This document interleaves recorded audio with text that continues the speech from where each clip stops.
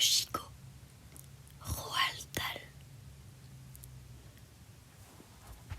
Dans ses rideaux tirés, la chambre était chaude et propre. Les deux lampes éclairaient deux fauteuils qui se faisaient face et dont l'un était vide.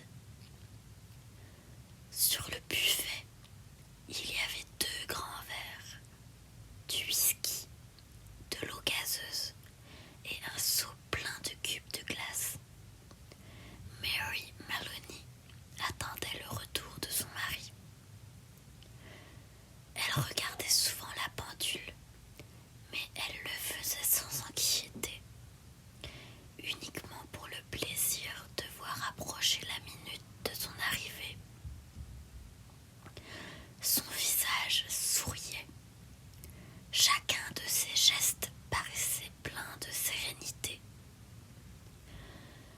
Penchée sur son ouvrage, elle était d'un calme étonnant. Son teint, car c'était le 6e mois de sa grossesse, était devenu merveilleusement transparent. Les lèvres étaient douces et les yeux au regard placide semblaient plus grands et plus sombres que jamais. À 5h moins 5, elle se mit à écouter plus attentivement et au bout de quelques instants, exactement comme tous les jours, elle entendit le bruit des roues sur le gravier. La porte de la voiture claqua, les pas résonnèrent sous la fenêtre, la clé tourna dans la serrure. Elle posa son ouvrage, se leva et alla au-devant de lui pour l'embrasser. « Bonjour chérie, dit-elle. « Bonjour, répondit-il. Elle lui prit son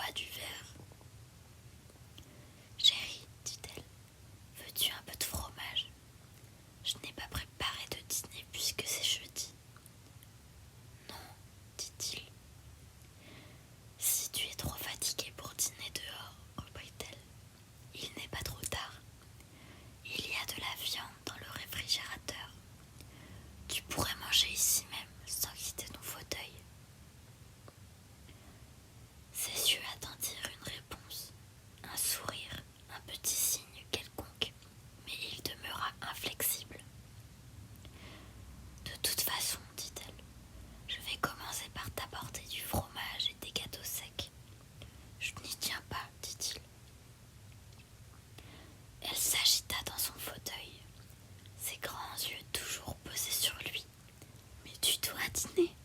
Je peux tout préparer ici. Je serai très contente de le faire. Nous pourrions manger du rôti d'agneau ou du porc, ce que tu voudras. Tout est dans le réfrigérateur. N'y pense plus, dit-il. Mais chérie, il faut que tu manges.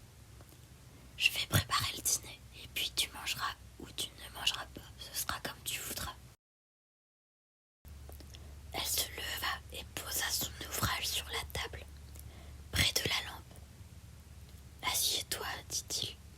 J'en ai pour 1 minute. Assieds-toi. C'est alors seulement qu'elle commença à s'inquiéter. Assieds-toi, répéta-t-il. Elle se laissa retomber lentement dans son fauteuil, ses grands yeux étonnés toujours fixés sur lui. Il avait fini son second whisky et regardait le fond de son verre vide en fronçant les sourcils. Écoute, dit-il, j'ai quelque chose à te dire. Quoi donc, chérie? Qu'y a-t-il? À présent, il se tenait absolument immobile, la tête penchée en avant. La lampe éclairait la partie supérieure de son visage, laissant la bouche et le menton dans l'ombre. Elle remarqua le frémissement d'un petit muscle près du coin de son œil gauche. Je crains que cela te fasse un petit choc, dit-il, mais j'ai longuement réfléchi pour conclure que la seule chose à faire, c'était de te dire la vérité. J'espère que tu ne me blâmeras pas trop. Et il lui dit ce qu'il avait à lui dire. Ce ne fut pas long, 4 ou 5 minutes au plus. Pendant son récit, elle demeura assise. Saisie d'une sourde horreur, elle le vit s'éloigner un peu plus à chaque mot qu'il prononçait. Voilà, c'est ainsi, conclut-il. Et je sais que je te fais passer un mauvais moment, mais il n'y avait pas d'autre solution. Naturellement, je te donnerai de l'argent et je ferai le nécessaire pour que tu ne manques de rien. Inutile de faire des histoires. J'espère qu'il n'y en aura pas. Ça ne faciliterait pas ma tâche.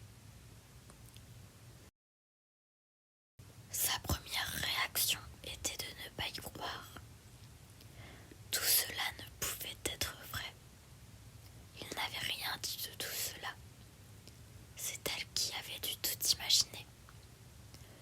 Peut-être en refusant d'y croire, en faisant semblant de n'avoir rien entendu, se réveillerait-elle de ce cauchemar et tout rentrerait dans l'ordre. Elle eut la force de dire « Je vais préparer le dîner ». Et cette fois, il ne la retint pas. En traversant la pièce, elle eut l'impression que ses pieds ne touchaient pas le sol. Elle ne ressentit rien excepté une légère nausée. Tout était devenu automatique. Les marches qui la conduisaient à la cave, l'électricité, le réfrigérateur, sa main qui y plongea pour attraper l'objet le plus proche. Elle le sortit, le regarda. Il était enveloppé. Elle retira le papier. C'était un gigot d'agneau. Bien, il y aurait du gigot pour dîner. Tenant à 2 mains le bout de l'os, elle remonta les marches. Et lorsqu'elle traversa la salle de séjour, elle aperçut son mari, de dos, debout devant la fenêtre. Elle s'arrêta. Pour l'amour de Dieu, dit-il sans se retourner, ne prépare rien pour moi. Je sors. Alors, Mary Maloney fit simplement quelques pas vers lui, et sans attendre, elle leva le gros gigot aussi haut qu'elle put au-dessus du crâne de son mari, puis cogna de toutes ses forces. Elle aurait pu aussi bien l'assommer d'un coup de massue. Elle recula. Il demeura miraculeusement debout pendant quelques secondes, en titubant un peu. Puis il s'écroula sur le tapis. Dans sa chute qui fut violente, il entraîna un guéridon. Le tintamarre aida Mary Maloney à sortir de son état de demi-inconscience, à reprendre contact avec la réalité. Étonnée et frissonnante, serrant toujours de ses deux mains son ridicule gigot, elle contempla le corps. « Ça y est, se dit-elle, je l'ai tué. » Son esprit était devenu soudain extraordinairement clair. Épouse de détective, elle savait très bien quelle peine elle risquait. Cela ne l'inquiétait nullement. Cela serait plutôt un soulagement. Mais l'enfant qu'elle attendait, que faisait la loi d'une meurtrière enceinte? Tuait-on les deux, la mère et l'enfant? Ou bien attendait-on la naissance? Comment procédait-on? Mary Maloney n'en savait rien. Elle était loin de s'en faire une idée. Elle alla dans sa cuisine, alluma le four et mit le gigot à rôtir. Puis elle se lava les mains et monta dans sa chambre en courant. Là, elle s'assit devant sa coiffeuse, se donna un coup de peigne, se repoudra et mit un peu de rouge à lèvres. Elle tenta de sourire. Le résultat fut lamentable. Elle fit une nouvelle tentative. « Bonjour, Sam, dit-elle joyeusement à haute voix. La voix, comme le sourire, lui parut dépourvue de naturel. « Pourriez-vous me donner quelques pommes de terre et puis une boîte de petits pois ?» Cela allait mieux, pour le sourire et pour la voix. Elle répéta plusieurs fois son petit texte. Puis elle descendit, prit son manteau, sortit par la petite porte, traversa le jardin pour se trouver dans la rue. Il n'était pas tout à fait 6 heures et l'épicerie était encore éclairée. « Bonsoir, Sam, » dit-elle joyeusement à l'homme qui se trouvait derrière le comptoir. « Bonsoir, Madame Maloney. Comment allez-vous? Pourriez-vous me donner quelques pommes de terre et puis une boîte de petits pois ?» L'homme lui tourna le dos pour descendre du rayon la boîte de petits pois. « Patrick a décidé de ne pas sortir ce soir. Il est trop fatigué, » dit-elle. « D'habitude, nous sortons le jeudi soir, vous savez bien. Et je m'aperçois que je n'ai pas de légumes à la maison. Et de la viande, Madame Maloney, vous n'en prenez pas? » « Non, merci, j'en ai.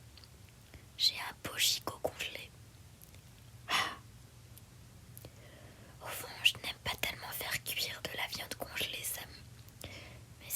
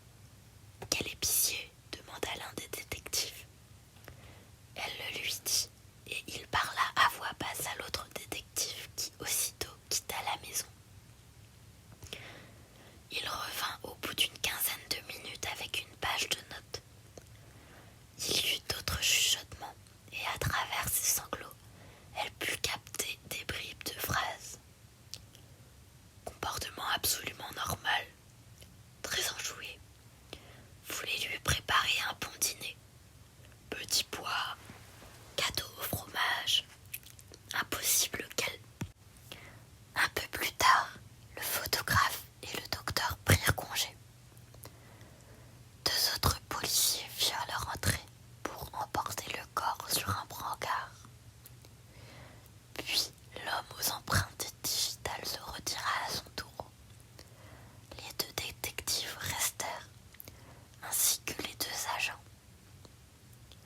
Ils étaient tous remarquablement gentils, et Jack Noonan voulut savoir si Mary n'avait pas envie de quitter la maison, d'aller par exemple chez sa sœur ou peut-être chez sa femme à lui, qui prendrait soin d'elle et qui l'accueillerait volontiers pour la nuit. Non, dit-elle.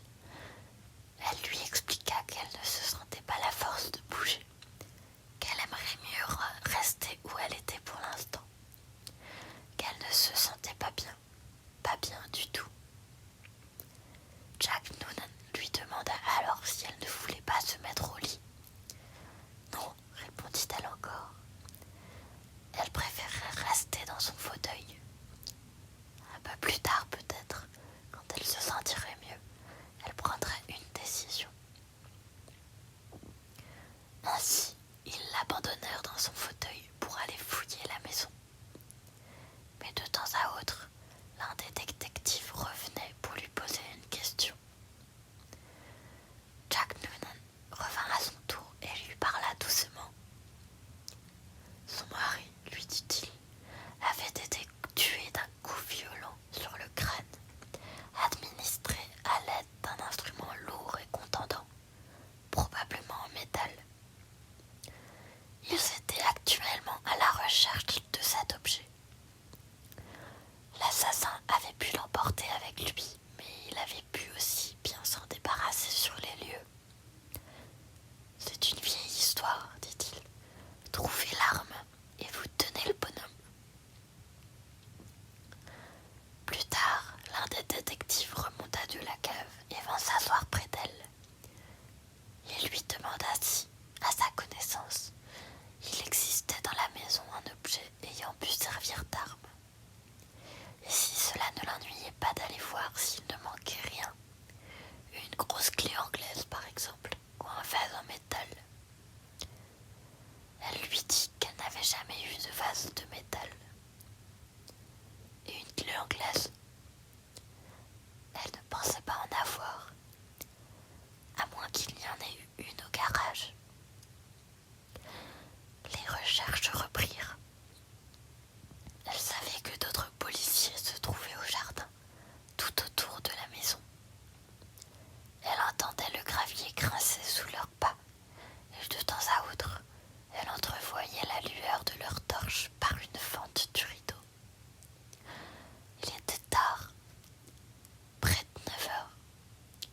Après tant de vaines recherches, les 4 policiers parurent un peu exaspérés. « Jack, dit-elle, lorsqu'elle vit entrer le sergent Noonan, auriez-vous la gentillesse de me donner à boire ?